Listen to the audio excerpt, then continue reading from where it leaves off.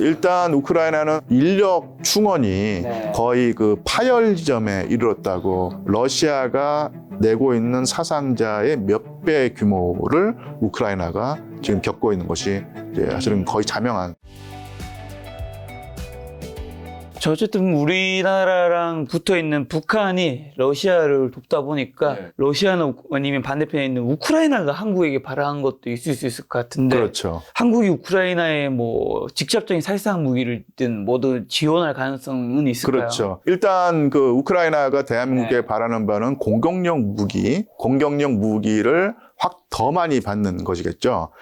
그리고 이게 그 K방산의 어떤 위상을 보여주는데, 지금 우크라이나가 가장 중시하는 것이 대공 방어 체계 내지는 러시아 본토를 타격할 수 있는 그런 유도탄을 원하는데, 지금 미국은 사실은 준다 하면서 계속 주지 않았고요. 그리고 미국이 제공하는 기억하실지 모르겠지만 한 2년 전부터 네. 하이마스 이런 얘기를 하면서 네. 미국이 제공하는 그런 미사일 자산이 우크라이나가 제공이 되면 전선의 상황을 확 바꿀 수 있는 게임 체인저가 될 것이라고 하는 그런 보도가 많이 나왔지 않습니까? 근데 지금 또 최근에 기사를 읽어보니까 이 하이마스에 대항하는 러시아의 대응 체계가 워낙 고도화돼가지고 예전에 10개의 타격을 주는 상황이었다면 지금은 한두 개밖에 타격을 못 준다는 거예요.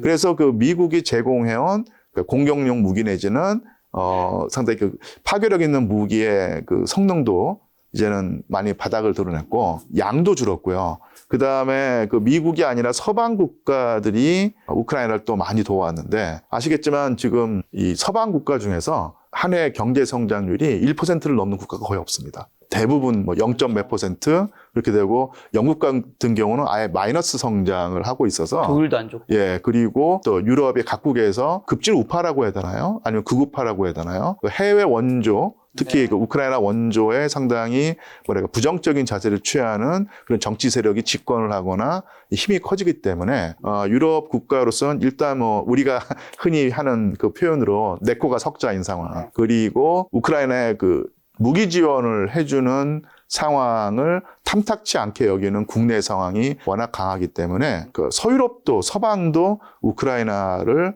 지원하는 것이 상당히 어렵고 거의 대부분 동결된다고 알고 있습니다. 독일 같은 경우가 아예 줄 돈 없다, 무기 못 준다라는 선언을 했다는 얘기죠. 이런 상태에서 지금 젤렌스키 대통령은 더욱더 구석에 몰리고 있고, 빠져나갈 수 있는 어떤 마지막 카드가 사실은 대한민국에게서 얻는 군사 지원일 수 있겠죠. 그런 면에서 북한의 파병이라는 사실을 더 적극적으로 알리고, 어떤 경우는 이제 과장해서까지, 또 어떤 경우는 프라파간다로밖에 보이지 않는 그런 근거 없는 얘기까지 하면서 대한민국의 관심을 끌려고. 어떤 예를 들어서 북한군이 러시아 내지 우크라이나 전선에 투입되었다는 사실을 보여주는 여러 가지 이미지가 올라와 있는데요. 그 중에 이제 개고기 통조림이 나왔다는 얘기죠. 그러니까 북한에서는 이제 개고기를 먹으니까 러시아나 우크라이나 사람들은 개고기 안 먹거든요. 근데 이게 개고기 통조림이 나왔다는 것은 결국은 북한 병력이 파견된 거 아니냐 증거로 됐는데, 문제는 뭐냐면 북한에서는 개고기라는 표현을 쓰지 않습니다. 간고기라고 하는 표현을 쓰죠. 그래서 독립 언론이라고 해야 되나요? 아니면 어떤 인플루언서가 낸 어떤 그런 보도를 적극적으로 이렇게 띄워서 퍼뜨리고 있는데, 우크라이나 정보기관이 거기에 누렁이 고기, 개고기라고 하는 이게 문자가 박혀 있는데, 만약 북한에서 보냈다 그러면 거기 단고기라고 써 있을 거란 얘기죠. 그러니까 이런 식으로 정말로 의심이 갈 만한 정보가 많이 있다는 얘기죠. 사실 러시아나 우크라이나도 전쟁 중이고 또 북한도 워낙 폐쇄적인 사회니까 그렇죠. 정확한 정보를 이제 판단하기는 예. 지금 당장은 이제 시간이 지나봐야 알 수 있는 것들. 알 수 있고, 그러니까 우리 구독자 여러분들도 그런 보도를 접하셨을 때 단정하지 마시고 그렇죠. 예, 이런 측면으로도 볼 수 있다, 저런 측면으로도 볼 수 있다고 하는 여러 가지 그 해석을 맞습니다. 두루두루 접하셔야지. 그러니까 언론에서 나온다고 그게 다 예, 진실은 예. 아닌 거죠. 예. 예를 들면 지난주에 있었던 예. 트럼프 해리스의 선거도 그렇죠. 한국 언론에서는 정말 예. 해리스가 된다고 얘기한 언론사도 많았고 예. 팽팽하다고. 근데 결과는 이제 트럼프의 이제 우리가 뭐 트럼프를 지지한다 이런 게 아니라 트럼프의 압승으로 나왔기 때문에 그냥 그 사이에 있었던 많은 뉴스 기사들은 사실 좀 맞습니다. 우리가 잘못된 정보를 예. 듣고 있었던 거일 수도 있는 거죠. 그래서 그 사실은 뭐 구독자 여러분들이 너무나도 잘 아시겠지만 다시 한번 이제 눈여겨 보셔야 될 게 북한 파병 관련 그 보도는 대부분 다 큰 따옴표가 붙어 있거든요. 이것은 확실한 것이 아니라 인용 보도이거나 아니면 약간은 개연성이 네. 그 떨어지는 어떤 그런 보도라는 것이죠. 그래서 이 큰 따옴표가 붙어 있느냐 아니면 그것이 없이 확정적으로 보도하느냐를 조금 더 눈여겨 보셔야 될 듯 합니다. 전쟁이 길어지다 보니까 근데 러시아, 우크라이나 둘 다 전사자나 부상자 이런 사망자 수도 굉장히 많은 걸로 아는데 어느 정도 각국이 되고 민간인 피해도 좀 많지 않나요? 맞습니다. 뭐 민간인 피해는 뭐 주로 당연히 그 쿠르스크를 제외한 우크라이나에서 거의 대부분 나오고 있고요. 그리고 민간인 피해는 뭐 어떤 기준으로 보더라도 이게 가슴 아픈 일이고 슬픈 일인데 전선에 국한에서만 놓고 보자면 이것도 워낙 그 뭐랄까요 프로파간다가 심해서 영국발 보도에 따르면 한 이틀 전인가 나왔는데 그 하루 만에 러시아군 그 사상자 죽거나 다친 병사의 수가 1,200명, 1,300명대다. 이렇게 나왔거든요. 이건 어마어마한 숫자거든요. 이게 하루에 1,000명이 넘는다고 하면 뭐 일주일이면 10,000명 수준일 것이고 그다음에 이거 뭐 한 달이면 뭐 수십만 명 수준이 될 텐데 문제는 이게 영국발 보도란 것입니다. 제가 알고 있는 한 그 유럽에서 가장 그 러시아에게 적대적인 자세를 취하고 있고 프로파간다에 가까운 약간 좀 믿음이 안 가는 보도를 하는 그 소스가 영국 국방부거든요.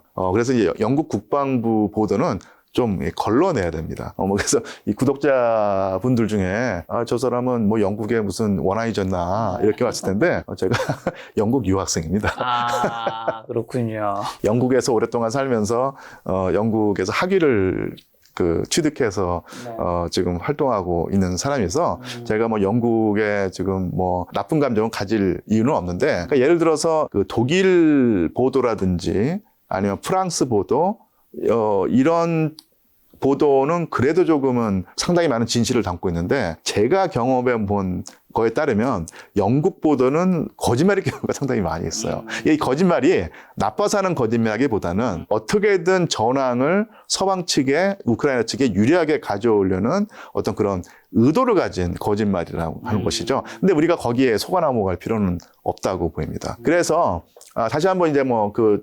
전사장자를 볼 때 러시아도 상당히 피해가 크긴 한데 우크라이나 피해가 훨씬 더 큰 건 분명한 사실 같아요. 그러니까 우크라이나가 그만큼 피해가 크기 때문에 강제 징집이 계속 이루어진다는 것이고요. 결국은 저는 이번에 우크라이나 러시아 전쟁을 지켜보면서 또 한 가지 다시 한번 절실히 느낀 것이 현대전은 결국은 포격전으로 결정이 된다. 20세기 2차 세계대전 때 그랬거든요. 1차 세계대전도 그랬지만 2차 세계대전도 결국은 얼마만큼 그 포격을 효율적으로 하고 더 대량으로 하느냐에 따라서 이 전황이 결정이 됐었는데 이게 20세기에 국한된 상황이 아니라 21세기에도 똑같이 적용되고 이것이 바로 우크라이나 러시아 전쟁이라는 얘기죠. 우크라이나와 러시아가 포격전을 벌이고 있는데 우크라이나가 러시아에게 포격 물량에서 우위를 점했을 때가 딱 한 번 있었어요. 그것이 뭐냐면 23년인가 있었던 대반격 때 그랬습니다. 그때를 제외하고 나면은 항상 러시아가 이 포격 물량에서 우크라이나를 압도를 해왔거든요. 그래서 우크라이나가 그렇게 서방 국가들에게 포탄 지원을 요청했던 것이고요. 근데 이 포격 물량의 어떤 차이가 최근 한 6개월 동안 점점점 더 가파르게 우크라이나에게 불리하게 떨어지고 있었습니다. 그래서 극단적으로 말씀을 드리자면 러시아가 10발의 포격을 할 때 우크라이나는 뭐 두세 발 정도 포격을 하는 상황이었거든요. 달리 말하면은 우크라이나의 병력 소모가 더 심했다는 얘기고 몇 배인지는 뭐 지금 정확히 알 수 없지만 러시아가 내고 있는 사상자의 몇 배 규모를 우크라이나가 지금 겪고 있는 것이 이제 사실은 거의 자명한 사실처럼 보입니다. 근데 제가 그 전에 듣기로는 이제 러시아가 공성인 거고 예. 우크라이나가 수성이다 보니까 예, 보통 이제 공성을 하는 쪽이 예, 더 많은 피해를 입잖아요. 진격을 해야 되니까. 그렇죠. 그거랑은 좀 다른 건가요? 그러니까 이게 또 나중에 역사학자들이 연구를 하겠지만 진격 속도가 느린 게 네. 그 공격 역량이 딸려서 진격 속도가 느린 건지 아니면 러시아도 사실은 뭐 지금 수십만 명 정도의 병력을 동원해서 제한전을 하고 있는 상태인데 뭐 만약에 그 러시아가 가지고 있는 모든 병력 충원풀을 총동원한다면은 뭐 몇백만 병력이 나올 수 있겠지만 그랬다가는 사실은 푸틴 대통령의 정권이 무너질 수 있거든요. 그래서 30만 명 내지 50만 명의 제한된 병력으로 전쟁을 수행하고 있을 때 그런 상태에서 무작정 병력을 소모할 수 없으니까 지연전, 소모전을 펼치면서 차근차근 좋게 말하면 차근차근 네. 나쁘게 말하면 야금야금 우크라이나의 병력을 갉아먹으면서 느린 속도로 진격하지 않는가 이렇게도 볼 수 있거든요. 그렇다고 보면 지연전을 펼치는 이유는 진격 속도를 느리게 하는 이유는 뭐냐면 그러니까 러시아에게 좋게 해석을 하자면 병력 소모를 최소화하면서 전가를 확대하고 있다라고 볼 수 있는 것이고 그렇게 된다면 그 러시아 측의 사상자 수가 영국이라든지 서방의 보도보다는 더 적지 않겠는가 그러니까 이런 유추를 할 수 있는 것이죠. 그리고 아까 포탄 얘기도 해주셨는데 지금 러시아는 무기를 어느 나라들에게 받고 있는 건가요? 글쎄요. 일단 그 북한한테는 받았잖아요. 포탄은 아마 우회 지원했다고 알고 있습니다. 네. 예, 예. 그런데 일단 무기는 뭐 자체 그 생산, 그러니까 이게 그 네. 방위 산업이 원래 강했던 나라고 네. 공업 기반이 있고 이 자급자족이 가능한 사회이기 때문에 외국의 지원을 결정적으로 받는 것은 아니고요. 자체 그 보급을 통해서 하고 있고, 제가 알기로 러시아의 군수 공장이 24시간 풀 가동되고요. 지금 노동력이 부족할 정도로 그 뭐랄까 아주 호황을 누리고 있다고 하죠. 근데 그 러시아의 무기의 특성이 있습니다. 내구성은 아주 뛰어납니다. 이게 그 쉽게 말하면 가성비라고 할까요? 이게 뛰어난데 이 정밀도에서는 서방 무기에 비해서 약한 것이 사실이거든요. 그래서 정밀 무기라고 했을 때는 아무래도 이제 반도체라든지 이런 칩을 말할 텐데요. 그래서 옛날에 한 1년 전, 2년 전에는 러시아 군의 가장 큰 취약점이 정밀 유도 무기가 부족하다. 네. 그것은 칩이라든지 반도체가 부족하기 때문인데 서방이 이것을 결정적으로 그 공급을 제한하거나 끊으면은 러시아의 전쟁 수행 능력이 엄청나게 타격을 입을 것이다라고는 예측이 있었는데 그런 예측은 맞아 떨어지지 않았는데요. 이렇게 그 정리할 수 있겠습니다. 무기 자체는 러시아가 자체로 그 보급하고 마련을 한다. 북한의 포탄 정도는 지원받았을 것이다. 근데 외국의 지원을 받았다고 하면은 아마 정밀 그 무기에 쓰이는 칩이라든지 반도체를 우회를, 그러니까 서방의 생산, 대만이나 뭐 대한민국이나 아니면 서방이 생산한 것을 우회해서 이제 수입을 할 텐데 그때 그 우회 수입을 할 때 뭐 중앙아시아에 있는 그 스탄 공화국이라든지 아니 중국이라든지 아니 인도를 통해서 그걸 확보해서 전력을 유지한다. 이렇게 아마 그 정리할 수 있지 않을까 싶네요. 특히 또 러우 전쟁에서 제일 많이 들린 전쟁 무기 중 하나 드론이잖아요. 드론이 굉장히 많이 사용되고 있는데 드론이 이렇게 많이 단어가 나온 전쟁은 러우 전쟁이 처음 아닌가요? 그렇죠. 사실은 뭐 그 전에 이 제가 듣기로는 카프카스 지방에서 벌어졌던 소규모 네. 전투에서 그런 드론이 얼마만큼 기묘하게 쓰일 수 있는가를 보여주는 단초가 드러났다고 하는데 어쨌든 간에 아마 역사학자들은 나중에 우크라이나 러시아 전쟁을 네.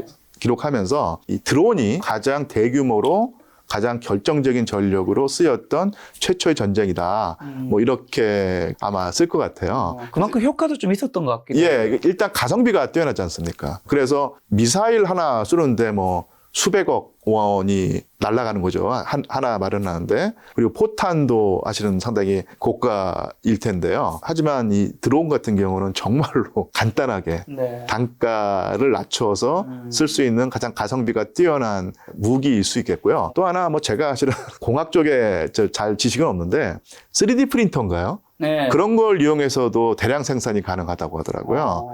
그래서 어느 아주 한정된 지역에 대자본이 집중 투입돼서 아주 고가의 기계가 돌아가는 그런 군수 공장이 아니라 평범한 어떤 그런 가정집에서도 3D 프린터를 이용해서 대량으로 드론을 제작할 수 있다는 것은 또 한 번 이 전쟁의 패턴을 바꿀 수 있는 어떤 그런 상황이 아닌가 싶습니다. 자, 러시아 우크라이나 전쟁 그러면 좀 앞으로 어떻게 된다고 보시고 언제 어떻게 끝날까? 이게 뭐 2년 지금 반이 넘었는데 영원히 할 수 있는 문제는 아니잖아요. 그렇죠. 언제 러시아 우크라이나 둘 양쪽 다 언제까지 예. 버틸 수 있을까? 일단 우크라이나는 아까도 말씀드린 것처럼 네. 인력 충원이 네. 거의 그 파열 지점에 이르렀다고 볼 수 있고요. 러시아 같은 경우가 뭐 우크라이나보다는 훨씬 더 유리한 상황이지만 그 유리한 이유 중에 하나가 바로 러시아 경제가 나름대로는 탄탄하게 잘 굴러온다는 얘기인데 이게 잘 버텨왔다는 수준이지. 저는 경제학 전문가는 아니지만 이 러시아가 지금 누리고 있는 호황의 상당 부분은